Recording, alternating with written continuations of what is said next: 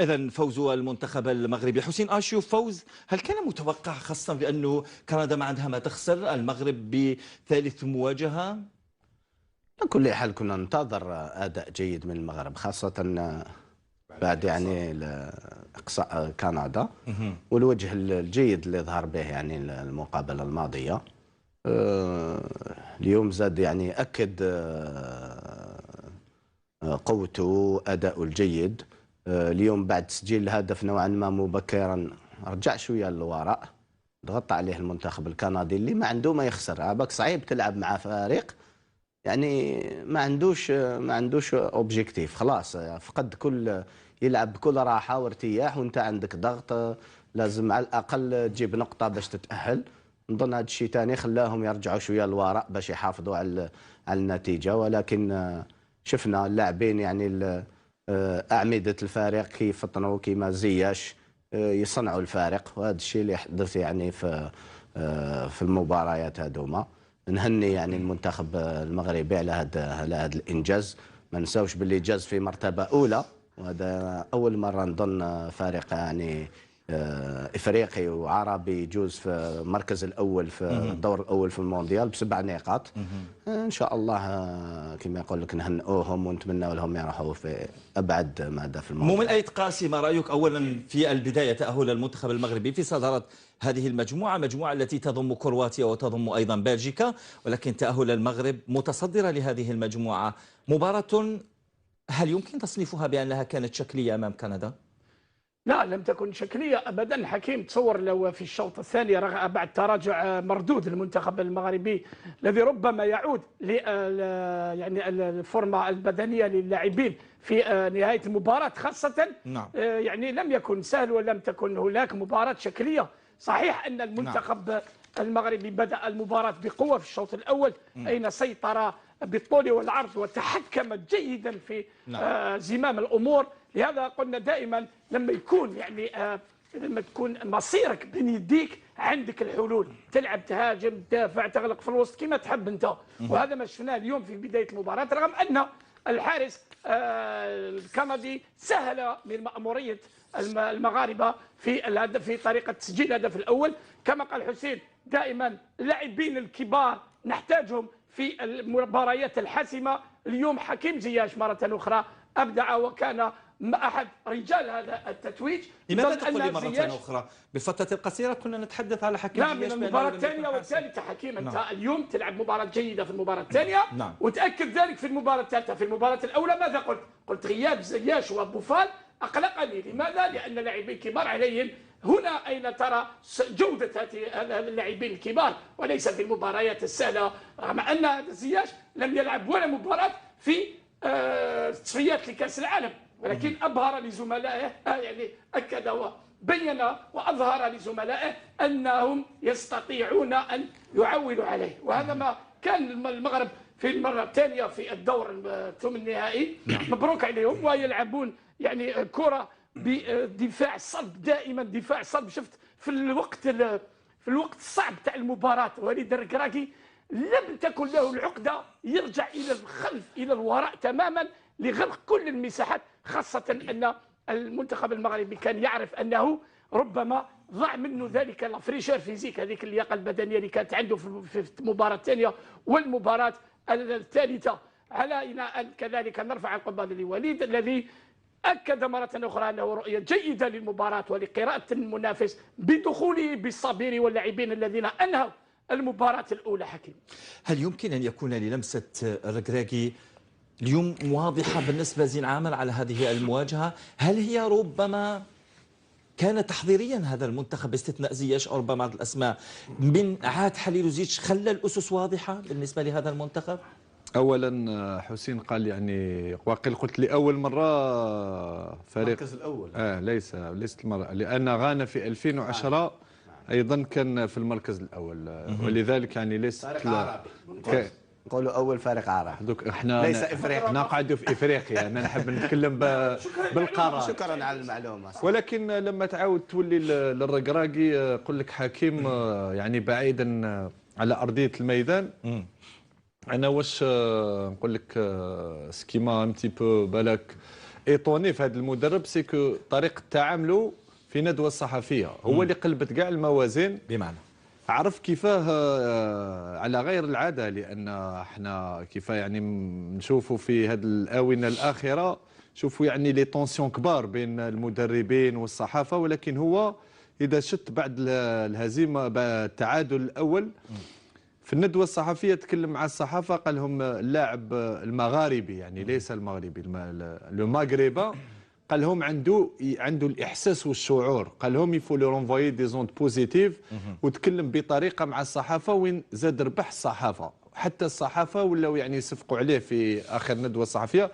كان يعني الرساله والميساج تاع الركراكي للصحافه كان حاب يقول لهم ما تطيحوش على اللاعبين، ولكن لازم تساعدوهم، ولازم يعني طريقه التعامل ولا طريقه الكتابه ولا يعني كيفاه تكلموا عليهم، يعني لازم عليكم ايضا انتم فوزالي كونتريبيوي باش تطلعوا لو مورال تاع هذا الفريق، وهذاك هو الصراع. انا نظن هذاك هو التضافر اللي اتى بالثمار في المباراه الثانيه والمباراه الثالثه.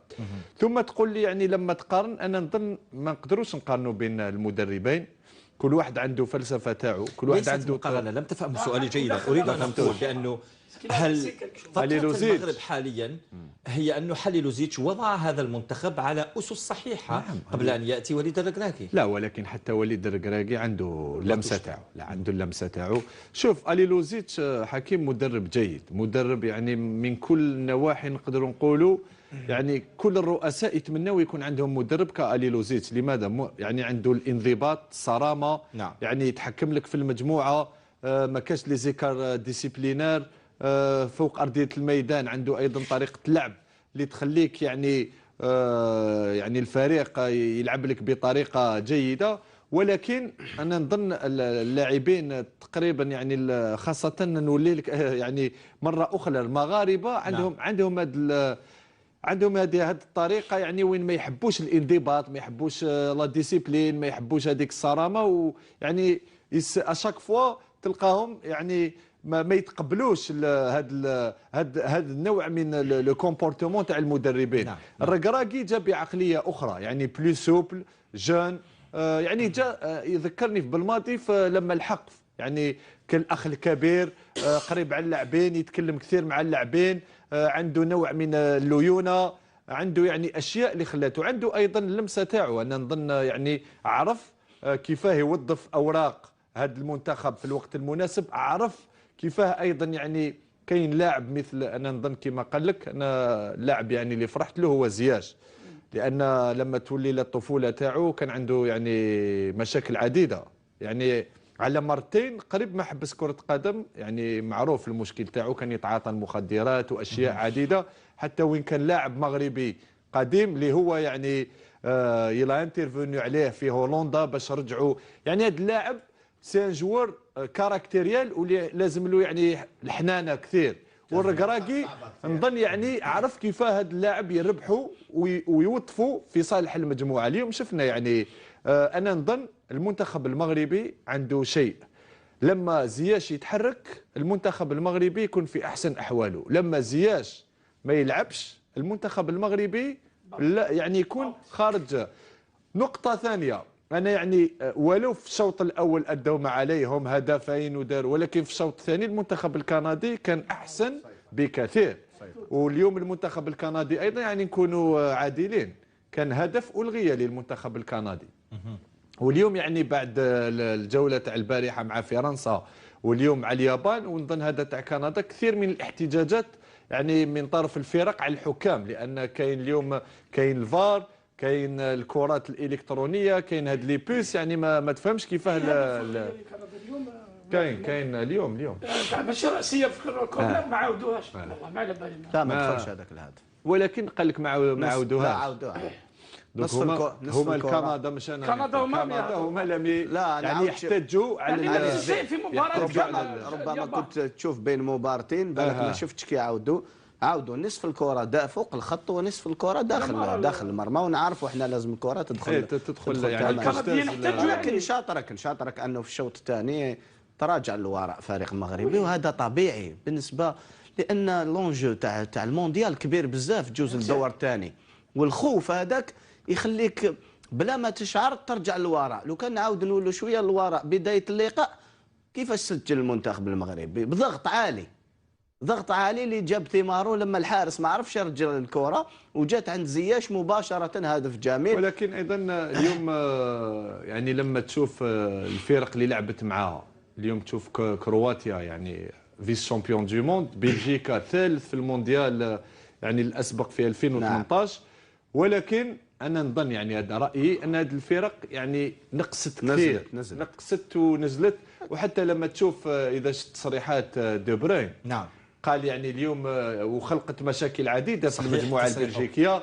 قال اليوم اون ان جروب كي ديفوني فيو، قال لهم ما عندكم ما يعني تطمعوا في بلجيكا. قال لهم لان بلجيكا 2018 كنا قادرين نربحوا بكاس العالم. قال لهم اليوم ولينا يعني شيوخه، ما عندكم ما ولذلك نظن ولو يعني اليوم المغرب ولا الركراكي عرف شيء، ان بالك عرف ان هذه المنتخبات يعني ما كانتش يعني ما احترمهمش بالاسم يعني ولا كيما نقولوا احنا بالترتيب العالمي. الركراكي كان يعرف حقيقه واش كاين في هذه المنتخبات. لعب يعني هل تريد القول عفوا ثانيه، هل تريد القول بانه مجموعة بالنسبة لمنتخب بلجيكا كرواتيا سهلت على تأهل المغرب بشكل كبير؟ كيف مش قلت مجموعة الآن مجموعة المغرب، لأنه بلجيكا لم تعد بلجيكا زمان. نعم. رغم أنها المركز حكيم دوك أنت لما تأخذ المجموعة، نعم. كانت مجموعة نارية يعني. لما تتكهن لما تشوف على الورق الكل كان ينتظر بلجيكا وكرواتيا يعني بسهولة. نعم. ولكن لما يعني هما المرشحين ولكن لما يعني ولكن الحقيقة الميدان ماشي غير حقيقة. اليوم حكيم لما انت رايت المباريات ثلاث لبلجيكا، نعم، هل رايت انت بلجيكا التي كنا يعني الناس كانت يعني تتمتع باللعب تاعها يعني تقنيات اللاعبين لا واحد يتكلم. اليوم نقدر نقول لك درجه اقل كرواتيا كان عندها بعض الفرديات وبعض يعني الاشياء الايجابيه. نعم. ولكن بلجيكا وكرواتيا ما نظنش يعني. ولذلك لما تقول لي هل سهلت، نعم، لان لو كان مستوى هذا المنتخبين، نعم، كان مستوى 2018 نظن ان المأموريه كانت يعني ستصعب. ولكن هذا ما ينحيش من الميريت تاع المغرب اللي كملت في المرتبه الاولى. فيما يخص حاليلوزيتش النقطه التي اشرت اليها حكيم، اظن ان لو نشوف المنتخب الياباني الى اين وصل منذ 2018 واللاعبين والعقليه التي يعني مرور حاليلوزيتش من ذلك المنتخب ومروره على المغرب، تحس بعض الشراسه في اللعب، الكل يدافع الكل يهاجم. هذه عقليه حاليلوزيتش التي طالما يرسخها، وانضباط كبير في اللعب شفناه. نظن ان حاليلوزيتش هو من يعني عنده فضل ولو صغير في انشاء هذه النواه الصلبه للمنتخب المغربي. هذا لا يعني ان وليد الكراكي ليس له فضل. انا كنت قلتها في اول كلامي. هذا ما اشرت اليه، اشرت الى لمسه الكراكي خاصه اليوم. نظن ان هذا الناخب الوطني هو يعلم جيدا انه وجد نواه صلبه ومجموعه قويه. شفناها اليوم كيف قدرت. ولكن يجب كذلك كما قلت الاخ حكيم، نعم، والزين عامر، ليست كرواتيا 2018 بكل صراحه. ولو انه في المباراه الثالثه شفنا بعض ليطا ديسبري اللي كان في الاخر، بصح بلجيكا بكل صراحه من يتابع جيدا هذا المنتخب، ولو انه العديد يريد تبرير انه منتخب قوي فقط لانه الثاني عالميا في ترتيب الفيفا وزيد هذا انا لا اصدق بهذه الاشياء. بحكايه المنتخب الفرنسي تتذكر لافير اللي دارت يعني سكوندال في 2010، لافير تاع يعني الحافله في 2010 مع تينز في جنوب افريقيا 2010 اكثر نايس 2010 ولكن في ليست تينز جنوب افريقيا. جنوب افريقيا يعني قضيه الحافله وين صاروا مشاكل عديده مع اللاعبين. اليوم بلجيكا كاين مشاكل يعني كثيره. حتى اللاعب كاين نسيت اسم اللاعب الذي رد في ندوه الصحفيه بطريقه غير مباشره على دي بروين